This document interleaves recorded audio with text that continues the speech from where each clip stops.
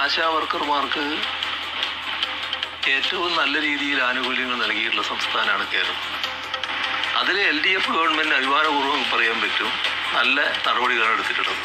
ആശാവർക്കർമാരുടെ ഓണധൈര്യം എല്ലാ രാഷ്ട്രീയ പ്രസ്ഥാനങ്ങളും സാമൂഹ്യ സാംസ്കാരിക പ്രസ്ഥാനങ്ങളുമെല്ലാം ഈ കാര്യത്തിൽ ഒരേ മനസ്സോടെ നീങ്ങേണ്ട ഒരു ഘട്ടം വന്നിരിക്കുകയാണ്. സർ, ഇത് ഗൗരവമായ ഒരു വിഷയമാണ്. ഇപ്പോഴത്തെ കാലത്ത് നമ്മുടെ സംസ്ഥാനത്ത് അതീവ ഗൗരവമായിട്ട് മാറിക്കൊണ്ടിരിക്കുകയാണ്. അപ്പോൾ തടയുന്നതിനാവശ്യമായ ശക്തമായ നടപടികൾ സ്വീകരിച്ചു പോകേണ്ടതായിട്ടുണ്ട്.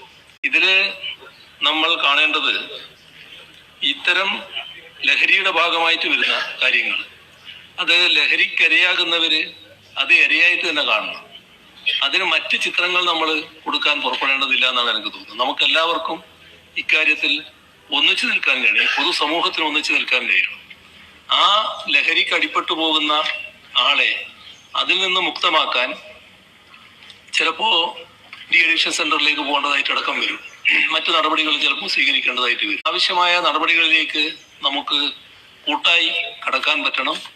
എല്ലാ രാഷ്ട്രീയ പ്രസ്ഥാനങ്ങളും സാമൂഹ്യ സാംസ്കാരിക പ്രസ്ഥാനങ്ങളുമെല്ലാം ഈ കാര്യത്തിൽ ഒരേ മനസ്സോടെ നീങ്ങേണ്ട ഒരു ഘട്ടം വന്നിരിക്കും. മദ്യവും മയക്കുമരുന്നും കുട്ടികളെ പോലും ഇരയാക്കുന്നു. നിരപരാധികൾ ലഹരി വലയിൽ ബലിയാടാകുന്നു. ലഹരി മാഫിയുടെ വ്യാപനം ഞാൻ അറിയുന്നു. ഹോസ്റ്റൽ മുറികൾ വരെ ലഹരി സംഭരണ കേന്ദ്രമാകുന്നു. പ്രത്യക്ഷമായോ പരോക്ഷമായോ ലഹരി മരുന്ന് പ്രോത്സാഹിപ്പിക്കില്ലെന്ന് ഞാൻ ഇവിടെ പ്രതിജ്ഞ ചെയ്യുന്നു.